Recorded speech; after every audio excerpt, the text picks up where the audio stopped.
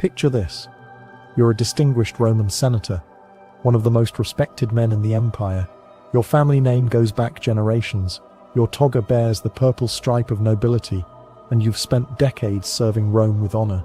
Tonight, you've received a golden invitation to dine with the emperor himself, an honor that should fill you with pride. But as you climb the marble steps of the Palatine Hill Palace, your stomach churns with dread. The guards at the entrance don't meet your eyes. They know what you're walking into, and their silence speaks volumes. The scent of expensive incense can't quite mask something else. Fear, thick and suffocating in the air. You enter the great hall where dozens of Rome's elite are already gathered. Senators, their wives, wealthy merchants, military commanders, all standing in uncomfortable silence. Then you hear it, the sound of footsteps echoing through the corridor, accompanied by manic laughter that makes your blood freeze. Emperor Caligula enters, dressed in silk that shimmers like liquid gold, his eyes bright with an unsettling intensity. He surveys the room like a predator studying prey, then claps his hands together with theatrical delight. "My dear friends," he announces, his voice echoing off the marble walls. "Tonight we shall discover who among you truly loves your emperor. Tonight we shall see just how far you'll go to prove your loyalty. What follows will shatter every boundary of Roman decency, turning the sacred halls of power into a stage for the emperor's darkest appetites. This is the story of how one man's madness corrupted an entire empire, and how absolute power became absolute corruption. Before diving into these forgotten stories of survival and suffering, if you enjoy learning about the hidden truths of history, consider hitting that like button and subscribing for more content like this. And please comment below to let me know where you're listening from. I find it incredible that we're exploring these ancient stories together, from different parts of the world, connected across time and space by our shared curiosity about the past. To understand how the most powerful man in the world could transform his palace into a den of sexual depravity and psychological torture, you have to understand how Caligula became the emperor in the first place. Born Gaius Julius Caesar Augustus Germanicus in 12 CE, he earned his nickname Caligula, meaning little boots, as a child, when he accompanied his father Germanicus on military campaigns, dressed in miniature soldier's gear that charmed the legions. But childhood for a member of the imperial family was anything but innocent. By the time he was 7, Caligula had witnessed his father's mysterious death, possibly by poisoning ordered by Emperor Tiberius. He watched his mother Agrippina the Elder and his brothers disappear into exile, imprisonment, and eventually death, victims of the paranoid machinations of imperial politics. Imagine being a child and knowing that at any moment the knock on your door might be your last. Caligula learned to survive in a world where showing weakness meant death, where trust was a luxury no one could afford. He became a master of deception, presenting himself as harmless while his family was systematically destroyed around him. This early trauma would later manifest in his compulsive need to dominate and humiliate others, particularly those who reminded him of the power structures that had terrorized his youth. When Tiberius finally died in 37 CE, the Roman people welcomed 24-year-old Caligula as emperor with genuine joy. Here was the son of their beloved Germanicus, the boy who had once charmed the armies. Rome had suffered under the paranoid, reclusive Tiberius for decades.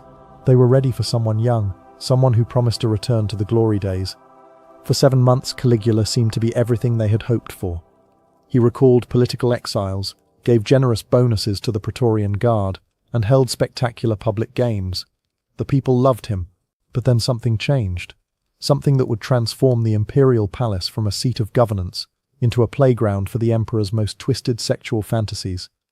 In late 37 CE, Caligula fell seriously ill with what ancient sources describe as a brain fever, so severe that it brought the empire to a standstill. For days he hovered between life and death while Rome held its breath, praying for their young emperor's recovery. Some historians believe this illness caused permanent brain damage, while others argue it simply stripped away the thin veneer of sanity that had been holding his darker impulses in check.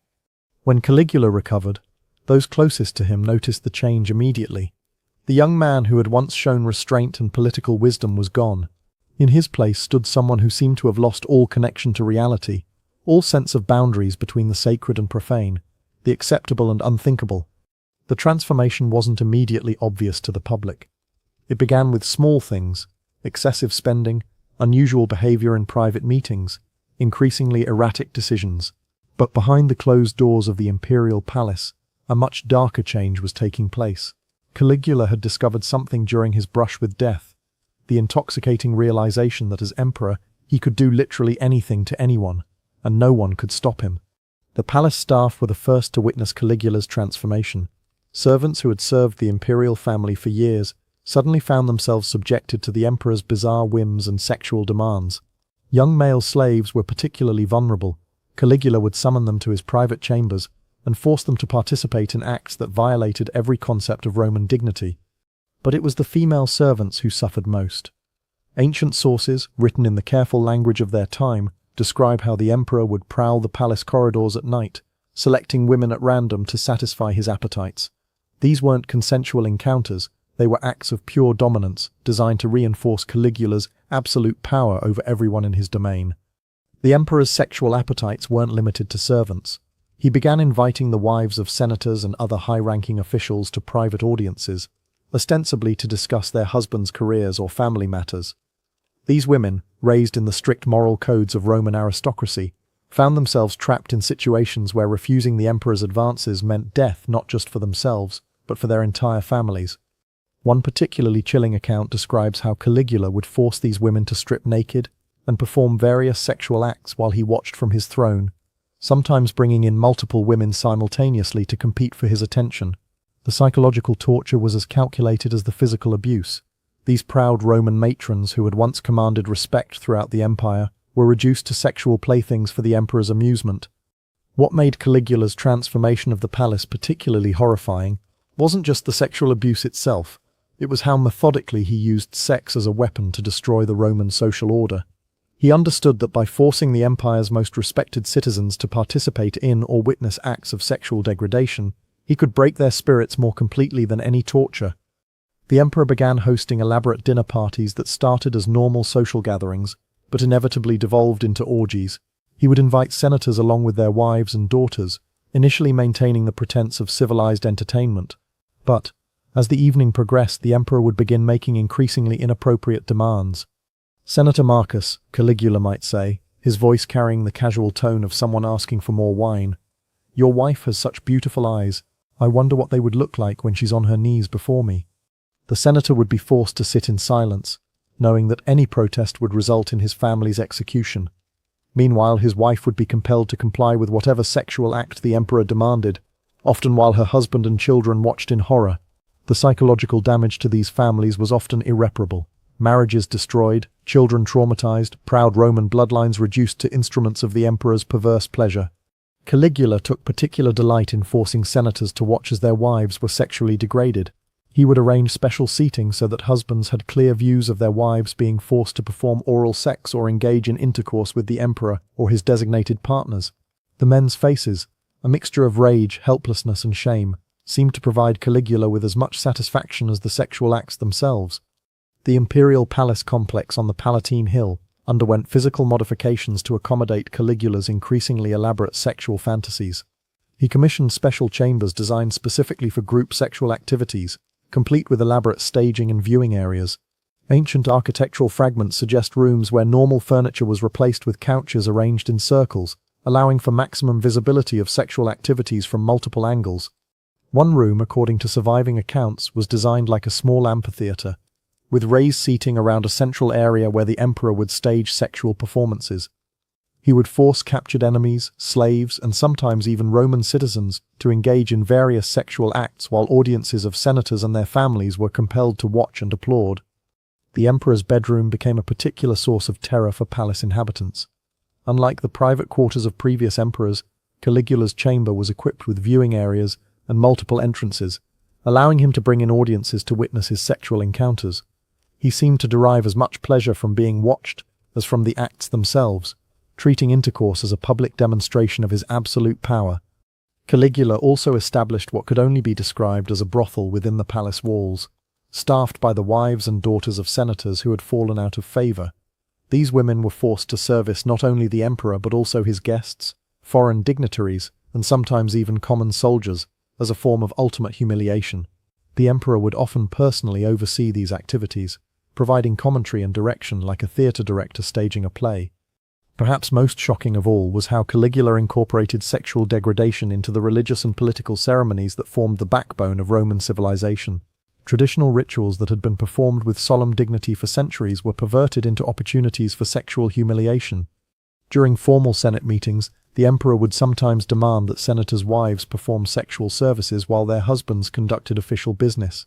The sacred act of governance became inseparable from sexual degradation, with Rome's most important political decisions being made while the empire's most powerful men were forced to watch their families being abused. Religious ceremonies were similarly corrupted. Caligula claimed divine status and demanded that religious rituals include sexual acts performed in his honor. Priestesses who had taken vows of chastity were forced to engage in public intercourse as part of worship services, while traditional religious festivals became excuses for elaborate orgies featuring unwilling participants from Rome's noble families. The emperor's marriage ceremonies became particularly notorious. He married and divorced multiple times, often within the span of days, using each wedding as an opportunity to sexually humiliate the bride's family. One account describes how he forced a bride's father to watch as he consummated the marriage in front of the entire wedding party, treating the sacred act of marriage as a public demonstration of conquest. Caligula's sexual appetites weren't just about personal gratification, they became a form of economic terrorism against Rome's wealthy families. The emperor would identify the most beautiful wives and daughters of wealthy citizens, then demand sexual access to them in exchange for their families' continued safety and prosperity. This created a grotesque marketplace where Roman nobles were forced to offer their female relatives as payment for political favor or simple survival. Families would receive invitations for their women to attend private audiences with the emperor, knowing full well what these meetings entailed but unable to refuse without risking everything they owned. The emperor also established a formal taxation system based on sexual services. Wealthy families were required to provide their women for specific periods of service in the palace, with the duration and frequency determined by their financial status. This wasn't prostitution in any traditional sense. It was sexual slavery imposed on the empire's most privileged classes as a demonstration of absolute imperial power. Women who tried to resist or escape these arrangements faced horrific punishments. Some were forced to engage in public sexual acts as entertainment during gladiatorial games. Others were sold into actual prostitution, their noble status stripped away as they were forced to service common soldiers and slaves. The message was clear: no one, regardless of birth or status, was beyond the emperor's sexual reach. The impact on the women forced to participate in Caligula's sexual theatre was devastating and long-lasting. These were women who had been raised in the strict moral codes of Roman aristocracy, taught that their virtue was their most precious possession, and that their primary duty was to their families and the empire. Suddenly finding themselves reduced to sexual objects for the emperor's entertainment created psychological trauma that extended far beyond the physical abuse. Many women were forced to perform acts that violated not only their personal dignity, but their deepest religious beliefs. The cognitive dissonance between their upbringing and their forced participation in sexual degradation often led to complete psychological breakdown. Some women attempted suicide rather than comply with the emperor's demands, but Caligula had anticipated this response. Families of women who killed themselves faced collective punishment, sometimes execution, sometimes financial ruin that destroyed entire bloodlines. This created a situation where women were trapped between their personal honor and their responsibility to their families, with no choice that didn't result in devastating consequences. The emperor seemed to take particular pleasure in breaking the spirits of women who initially resisted his advances. He would subject them to increasingly degrading sexual acts until they eventually submitted completely, their resistance crushed by the relentless application of imperial power. These broken women would then be used as examples to intimidate others, their complete submission serving as a warning of what happened to those who defied the emperor's will. Perhaps even more psychologically devastating was the forced complicity of Roman men in their families' sexual degradation. Senators and other high-ranking officials were not merely passive witnesses to their wives' and daughters' abuse. They were often required to participate actively in arranging and facilitating these encounters. Caligula would demand that fathers personally deliver their daughters to his chambers, that husbands assist in preparing their wives for sexual encounters, or that brothers help restrain their sisters during group sexual activities. This forced participation created a level of psychological trauma that went beyond simple witnessing. These men became accomplices in their own family's destruction. The emperor understood that by making these men complicit in the sexual abuse of their loved ones, he was destroying their ability to maintain any sense of personal honor or dignity. The senator who had helped tie his own wife down for the emperor's pleasure could never again command the same respect in the Roman Senate. His authority was permanently compromised by his participation in his family's degradation. Some men attempted to resist by refusing to bring their female relatives to palace gatherings, but Caligula had prepared for this as well. Families who failed to comply with sexual demands faced immediate execution, often carried out in public as a warning to others. The choice was simple: participate in your family's sexual abuse, or watch them die. One of the most disturbing aspects of Caligula's sexual reign of terror was his inclusion of children in palace activities. While ancient sources are understandably vague about specific details, they make clear that the emperor's sexual appetites extended to minors, both male and female, from Rome's most prominent families. Children who were brought to palace gatherings were forced to witness sexual acts that no child should see, creating psychological trauma that would affect them for the rest of their lives. Some were forced to participate in sexual activities themselves, their innocence destroyed as part of the emperor's campaign to corrupt every aspect of Roman society. The long-term impact on these children was devastating. Many grew up unable to form normal relationships, their understanding of sexuality forever warped by their childhood experiences in the imperial palace. Others became perpetrators themselves, carrying forward the cycle of sexual abuse as they reached adulthood and positions of power. Caligula seemed to understand that by sexually traumatizing the children of Rome's elite, he was ensuring that his corruption would outlast his own reign.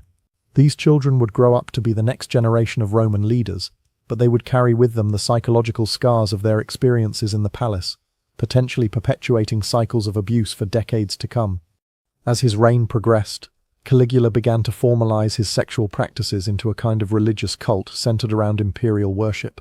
He declared himself a living god, and demanded that sexual acts performed in his honor be treated as religious rituals. This wasn't mere megalomania, it was a calculated attempt to legitimize his sexual abuse by cloaking it in religious authority. Temples were established within the palace complex where worshippers were required to engage in sexual acts as demonstrations of devotion to the divine emperor. These weren't voluntary religious practices, they were mandatory sexual performances required of anyone seeking imperial favor or simply trying to avoid imperial wrath. The emperor created elaborate ceremonies around his sexual activities, complete with formal protocols and ritualistic elements. Sexual intercourse with the emperor, or his designated representatives, became a form of communion with the divine, while watching these acts became a form of worship required of palace visitors. This religious framework provided Caligula with justification for even his most extreme sexual demands. When senators' wives were forced to engage in group sexual activities, it was presented as a religious obligation rather than mere imperial whim. When children were included in sexual rituals, it was described as initiating them into divine mysteries rather than child abuse. Caligula's sexual terrorism wasn't limited to the palace itself. It extended throughout the empire through a network of officials who carried out similar practices in his name. Provincial governors, military commanders, and other imperial representatives were encouraged to establish their own versions of the emperor's sexual court, creating an empire-wide system of sexual exploitation and abuse. These local officials understood that their continued favor with the emperor depended on their willingness to participate in and facilitate sexual abuse. They competed with each other to devise increasingly creative forms of sexual humiliation, sending reports back to Rome detailing their innovations in the hope of gaining imperial recognition. The result was an empire where sexual abuse became a standard tool of governance. Local populations lived in constant fear that their wives, daughters, or sons might be selected for sexual service to imperial officials. This created a climate of terror that extended far beyond the palace walls, affecting millions of people throughout the Roman world. Women throughout the empire learnt to live with the knowledge that their bodies were not their own, that at any moment they might be claimed by imperial representatives for sexual purposes. This systematic sexual terrorism became one of the defining characteristics of Caligula's reign, leaving psychological scars that would affect Roman society for generations. By 40 CE, Caligula's sexual excesses had reached levels that shocked even those who had witnessed his earlier depravities. Palace gatherings had devolved into elaborate sexual spectacles that could last for days, with hundreds of participants forced to engage in increasingly extreme acts. The emperor's final months were marked by sexual performances of unprecedented scale and cruelty. He would stage massive orgies involving senators, their families, foreign dignitaries, slaves, and even animals, creating sexual tableaus that served as demonstrations of his absolute power over human dignity and morality. These final performances seemed designed not just for personal gratification, but as statements about the nature of imperial power itself. By forcing Rome's most respected citizens to participate in the most degrading sexual acts, Caligula was making a philosophical point about the meaninglessness of traditional Roman values in the face of absolute authority. The breaking point came when Caligula announced his intention to make his sexual practices the official religion of the empire, requiring all Roman citizens to participate in sexual rituals as demonstrations of loyalty. This threat to formalize and universalize his sexual terrorism was what finally convinced the conspiracy against him to act. On January 24, 41 CE, Caligula was assassinated by members of the Praetorian Guard in the underground passages of his own palace. But even in death, the emperor's sexual crimes continued to terrorize their victims. The conspiracy included not just political motivations but personal ones. Several of the assassins had been forced to watch their own family members subjected to the emperor's sexual abuse. The new emperor Claudius faced the enormous task of dealing with the aftermath of Caligula's sexual reign of terror. The physical evidence of the emperor's crimes was extensive. Rooms equipped for sexual torture, collections of pornographic art depicting real palace victims, detailed records of sexual encounters that served as blackmail material against prominent families. Much of this evidence was quietly destroyed, not out of respect for Caligula's memory, but to protect the victims and their families from further humiliation. Rooms that had been sites of sexual abuse were sealed or completely renovated, as if the new administration was trying to erase the physical memory of what had occurred. The cover-up extended to the historical record as well. While ancient historians clearly documented Caligula's sexual crimes, they used coded language that obscured the full extent of the abuse. Many victims and their families preferred this discretion, understanding that detailed accounts of their experiences would only perpetuate their humiliation. The most tragic aspect of Caligula's sexual terrorism was how effectively it silenced its victims. The Roman social system, with its emphasis on honor and family reputation, made it nearly impossible for survivors to speak openly about their experiences without destroying what remained of their social standing. Women who had been sexually abused by the emperor faced a society that would blame them for their victimization, regardless of the circumstances. Men who had been forced to watch their wives' sexual degradation couldn't speak about their experiences without admitting their own powerlessness and complicity. Children who had witnessed or experienced sexual abuse often carried their trauma in silence for their entire lives. This conspiracy of silence meant that the full extent of Caligula's sexual crimes may never be known. Families destroyed by sexual abuse had every incentive to hide their experiences, while historical accounts were necessarily limited by social conventions that made explicit discussion of sexual matters inappropriate for public consumption. The silence also meant that many victims never received justice or even acknowledgement of their suffering. The new imperial administration was focused on political stability rather than addressing past abuses, leaving survivors to cope with their trauma without support or recognition. The sexual crimes committed in Caligula's palace had consequences that extended far beyond his 4-year reign. The psychological trauma inflicted on Rome's elite created generational patterns of dysfunction that affected Roman society for decades to come. Children who had witnessed or experienced sexual abuse in the palace grew up with profoundly damaged understandings of sexuality, power, and human relationships. Many became perpetrators themselves, unable to distinguish between normal sexual expression and the abusive practices they had learned in childhood. Others became victims again, their childhood trauma making them vulnerable to further exploitation. The families that survived Caligula's reign often found themselves permanently marked by their experiences. Marriages destroyed by forced sexual encounters never recovered, while children raised in environments of sexual terror struggled to form healthy relationships as adults. The social fabric of Roman aristocracy was permanently damaged by the systematic sexual abuse of its most prominent members. Perhaps most significantly, Caligula's sexual terrorism established patterns of imperial abuse that would resurface throughout Roman history. Later emperors, while perhaps not matching Caligula's extremes, understood that sexual exploitation was a powerful tool for maintaining control over subordinates and eliminating political opposition. Today, tourists walk through the ruins of the Palatine Hill, marveling at the remnants of imperial grandeur without fully understanding the horrors that once unfolded within these crumbling walls. The marble floors that once echoed with the screams and sobs of unwilling victims now host guided tours and scholarly lectures about ancient Roman architecture. But if you know what to look for, the evidence remains. Foundation stones that once supported rooms designed specifically for sexual torture. drainage systems that carried away the physical evidence of countless assaults, underground passages where terrified victims waited their turn to be summoned to the emperor's presence. The ghosts of Caligula's victims still haunt these ruins, the senator's wife who killed herself rather than endure another night of imperial attention, the 10-year-old boy who watched his mother being sexually tortured, the proud Roman matron who was forced to work as a prostitute in the palace brothel. Their stories were deliberately erased from history, but their suffering remains embedded in the very stones of this place. Caligula's transformation of the imperial palace into a theatre of sexual horror lasted less than 4 years, but its impact echoed through Roman history and continues to resonate today. The emperor's crimes remind us that sexual abuse has always been a weapon of choice for those who seek to dominate and control others, and that the most elaborate systems of civilization can be corrupted by individuals who recognize no limits on their exercise of power.